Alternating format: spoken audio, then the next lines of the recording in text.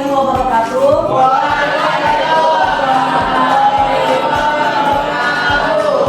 Selamat pagi anak-anak bapak semuanya. Apa kabarnya hari ini? Alhamdulillah baik saja semua ya. Kalau bisa kita semua itu setiap hari harus sehat. Karena supaya bisa sehari-hari bukan main di sekolah. Oke? Nah, sebelum itu Bapak minta semuanya boleh berdiri terlebih dahulu. Nah, sekarang Bapak ingin meriksa kerapian dan kebersihan kelasnya.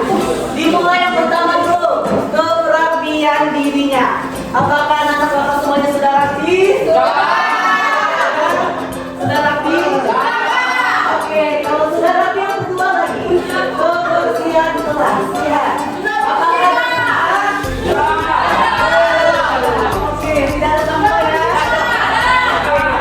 Artinya kita siap untuk Nah, kalau rapi dan bersih ini kan berarti kita nyaman belajar kan? Oke, sebelum kita memulai pembelajaran, alangkah baiknya kita berdoa menurut agama masing-masing. Untuk itu, Bapak minta kepada ketua kelas pimpin doanya terlebih dahulu. Semua siap? Berangkat.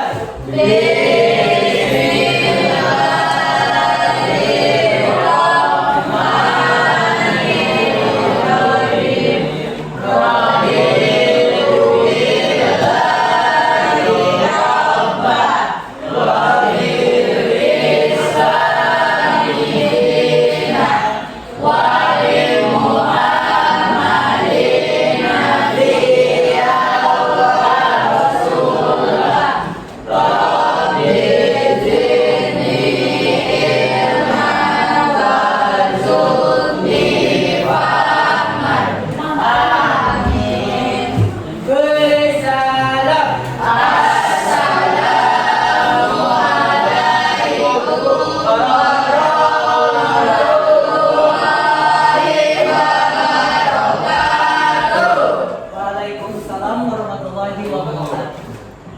Nah, oke, selanjutnya sebelum belajar, Bapak ada sedikit ice breaking. Tapi ice breakingnya duduk saja. Duduk. Oke, ice breakingnya itu perhatikan dulu Bapak. Misalnya, jika Bapak bilang tipografi, anak-anak Bapak jawabnya itu fokus sambil tepuk tangan satu kali. Paham? Coba kita tes dulu. Tipografi, fokus. Gampang Pak. Sekali lagi, tipografi. Oke, kita coba ya. Tipografi. Oke, artinya sudah fokus semua untuk pelajaran ini ya? Oke, selanjutnya Bapak akan menjelaskan aturan dan kesepakatan kelas setiap belajar dengan Bapak. Masih ingat apa saja aturan dan kesepakatan kelas yang biasanya belajar sama Bapak? Yang tadi apa? Yang pertama? Atau tidak boleh izin keluar masuk bolak-balik ke sekolah. Terus yang kedua apa? Pakaiannya tidak boleh berantakan, harus rapi. Yang ketiga, tidak boleh ngobrol ketika Bapak menjelaskan pembelajaran. Ya, 3 kesepakatan kelas ini yang harus dipatuhi atau dilaksanakan. Oke? Nah, selanjutnya Bapak akan absen. Apakah hari ini ada yang tidak hadir? Siapa yang tidak hadir hari ini? Kemana Andika? Tahu Pak? Siapa lagi? Cuma Andika aja. Tidak ada yang tahu temannya kemana? Selanjutnya, ada yang tahu hari ini kita belajar materi apa? Tipografi. Sesuai dengan ice breaking Bapak di awal, ada kata tipografi. Berarti hari ini kita belajar materi tentang tipografi. Nah, sebelum Bapak menjelaskan apa itu tipografi, Bapak minta anak-anak Bapak semuanya amati dan analisis dua contoh gambar yang Bapak tampilkan pada PPT ini. Gambar pertama ada desain kata-kata dengan huruf yang jelas, yang rapi. Sedangkan untuk gambar yang kedua, ini desain kata-katanya yang tidak beraturan atau dalam artian berantakan. Nah, dari kedua gambar ini, Bapak ada pertanyaan. Pertanyaan yang pertama, menurut anak-anak Bapak, mohon perhatiannya apa dari kesepakatan kelas kita, tidak boleh ngomong. Pertanyaan yang pertama mengenai analisis pengamatan dari anak-anak Bapak semuanya. Pertanyaan pertama adalah menurut anak-anak Bapak semuanya,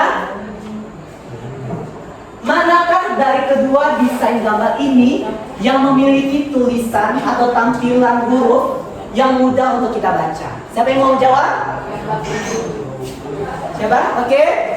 Gambar satu, karena huruf rapi dan lurus memiliki jarak konsisten dan tidak terpecah-pecah. Oke, berarti gambar Satu.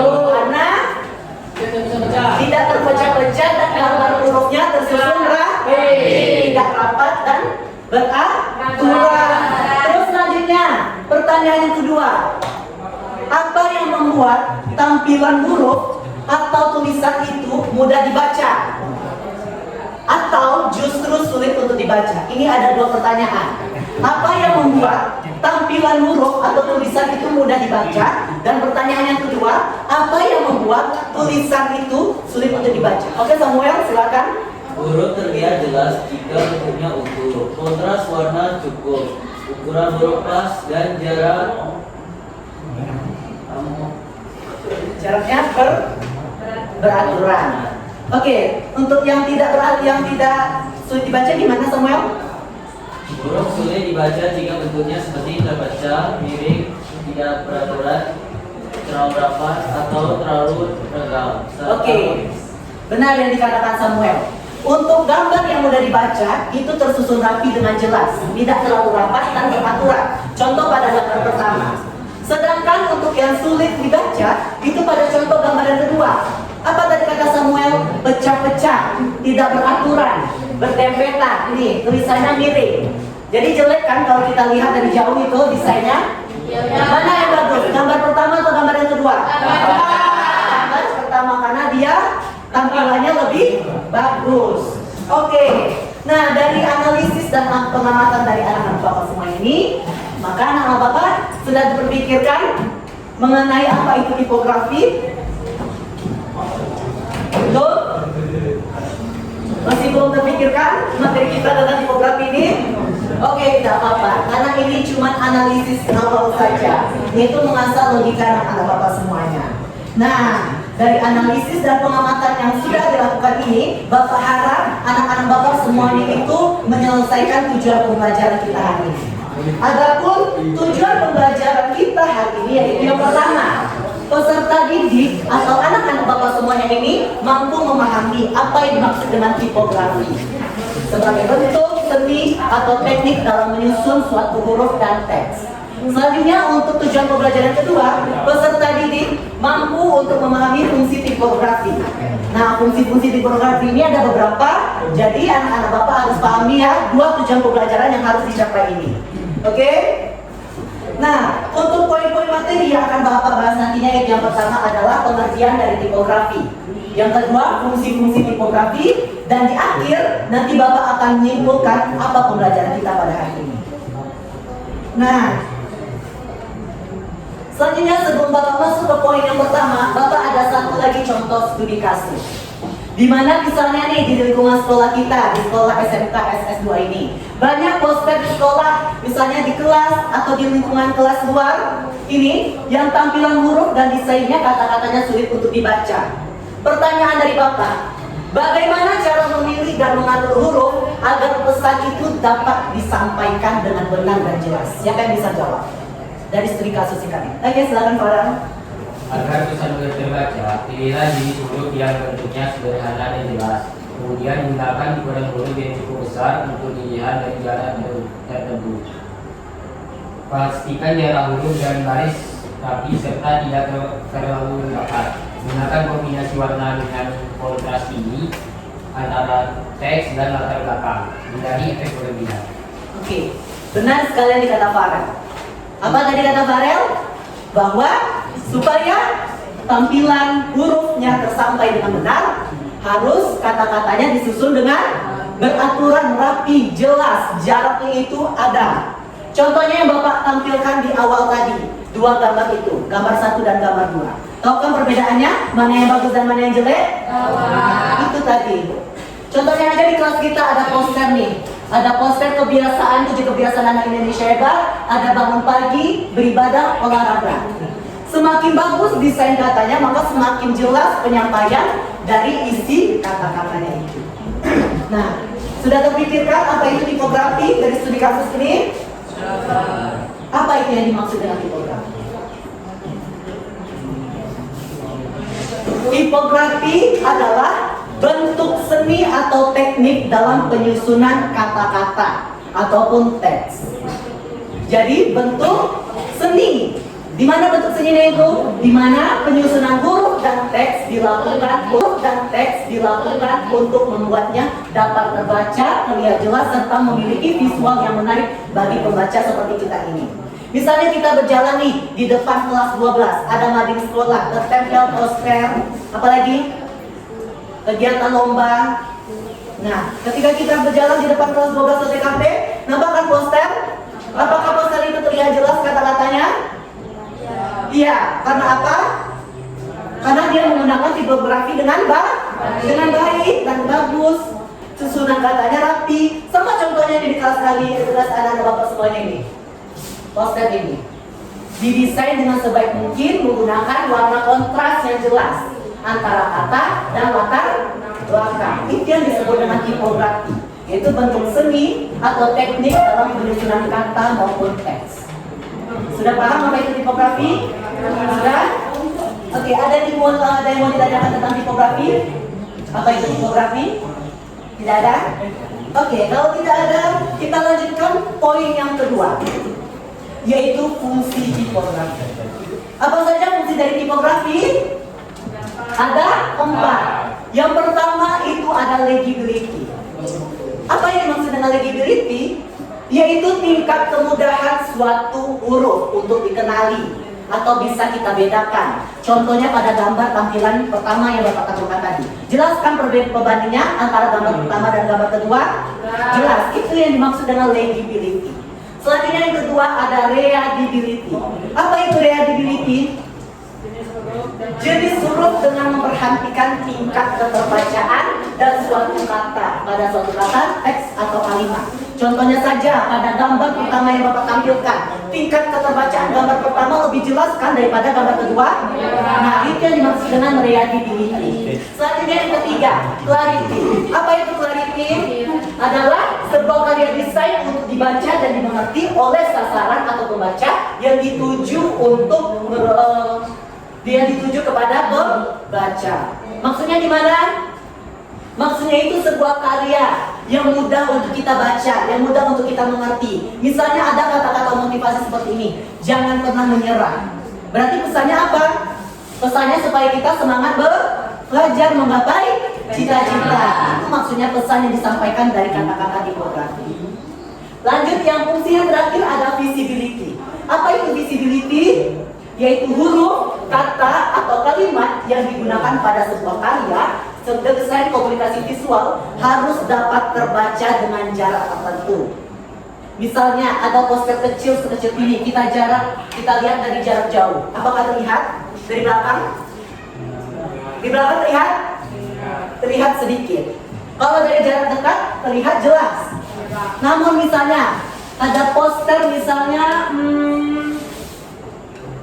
mana ya posternya? Cuma segini. Nah itu yang bermasyarakat dengan warna font gelap itu. Apakah dari belakang terlihat jelas, Dita? Jelas. Jelas? Apa tulisannya? Tidak jelas kan dari belakang karena antara kontras warna huruf dan latar belakangnya itu tidak sinkron. Makanya kalau menggunakan tipografi itu warna antara huruf dan latar belakang itu harus sinkron. Paham? Nah, ada yang ditanyakan tentang fungsi tipografi? Tidak ada? Tidak ada yang ditanyakan tentang fungsi tipografi? Sudah paham semua? Oke. Nah, selanjutnya Bapak ada LKPD, Lembar Kerja Peserta Didik. Di sini Bapak akan bagi 3 kelompok. Untuk yang deretan pertama ini kelompok 1, deretan kedua ini kelompok 2, dan deretan ketiga ini ada kelompok 3. Silakan. Di sana ada petunjuk pengerjaan. Silakan diskusi berderetan. Di sini ada petunjuk pengerjaan. Nih. Petunjuk pekerjaan di sini yang pertama adalah kerjakan secara berkelompok yang sudah Bapak bagi tadi. Yang kedua, amati dan analisis contoh penggunaan tipografi pada desain ini. Sudah ada kan masing-masing desainnya? Nah, yang ketiga, baru tulis jawaban dari 2 soal ini di lembar ini. Ya? Oke? Paham? Silakan diskusi per kelompok. Dibuat nama kelompoknya ya.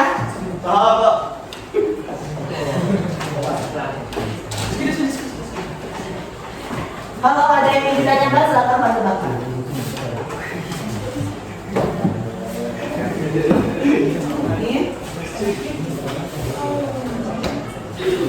Oke, Bapak beri waktu 1 menit untuk mengerjakan LKPD-nya. Coba. Kalau ada yang ditanyakan, silakan bertanyakan. Mana sudah, Ayah? Silakan diskusi.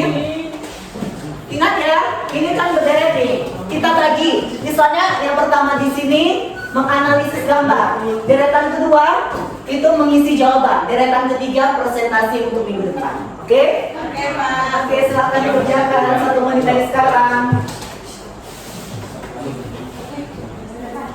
Kalau ada yang nggak paham boleh ditanyakan. Ya, saya silakan Pak. Oh, ini caranya ya gini. Ini kan ada gambar, jadi disuruh analisis. Kalau ininya diapain gimana? Yang ingin diapain mana? Oh, itu coba. Jadi silakan jawab berdasarkan pertanyaan itu ya. Itu udah Bapak bagi 3 desain yang berbeda antara kelompok. Silakan dijawab. 30 detik lagi. Pak, itu cuma 2 soal kok. Soal LKPD itu menyangkut dengan materi yang sudah Bapak jelaskan tadi.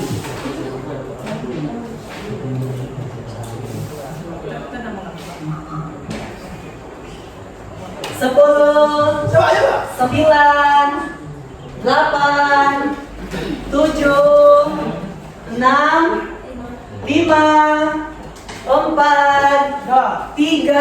Ayo bagi-bagi jawabannya 2, 1. Selesai. Kelompok 1 selesai, oke.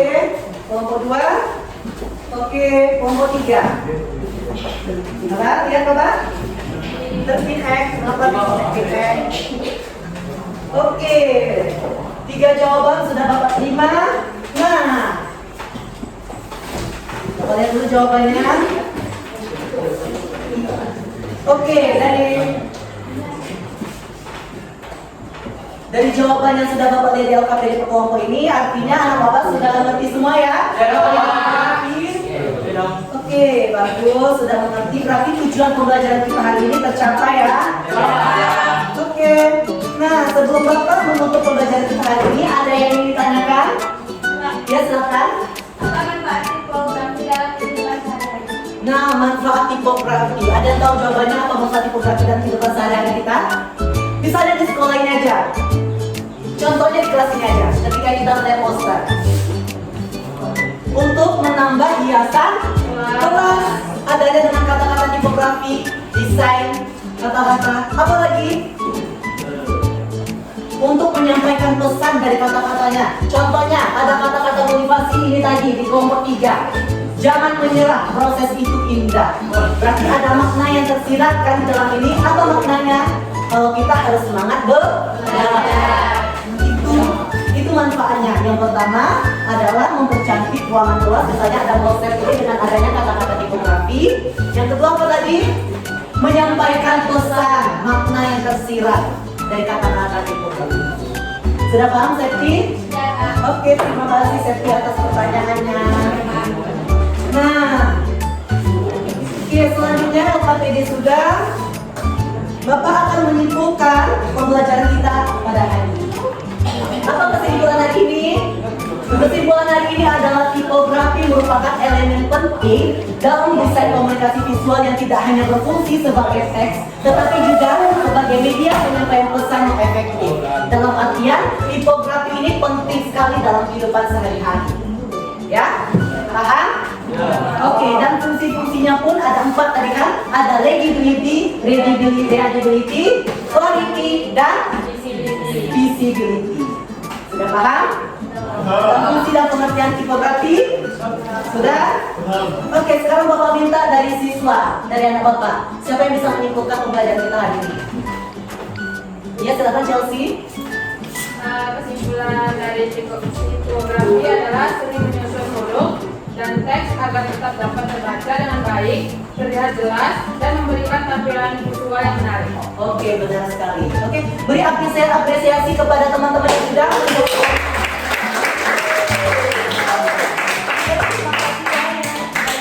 Dan juga anak-anak Bapak semuanya yang sudah bertanya, yang sudah menjawab pertanyaan Bapak. Nah, cukup sekian mungkin materi kita pada hari ini mengenai pengertian tipografi dan fungsi tipografi. Sudah mengerjakan LKPD. Nah, untuk LKPD ini minggu depan presentasinya ya per kelompok. Oke? Siap ya? LKPD ini Bapak ambil, jadi minggu depan persiapkan untuk presentasi. Nah, selain itu Bapak ada juga kuis sebagai PR di rumah, yaitu lewat HP. Nanti kerjakan di rumah ya, ada 10 kuis dari HP. Oke? Sebagai nilai tambahan dari anak-anak Bapak semuanya. Mau nilai tambahan kan? Untuk tugas di rumah. Oke. Nah, terima kasih atas partisipasinya pada hari ini. Terima kasih atas kerjasamanya dan sopan santunnya hari ini. Semoga kedepannya semakin lebih baik lagi ya dalam belajar dan semangat terus belajarnya. Oke? Bapak akhiri dengan wabillahi taufiq wal hidayah. Wassalamualaikum warahmatullahi wabarakatuh.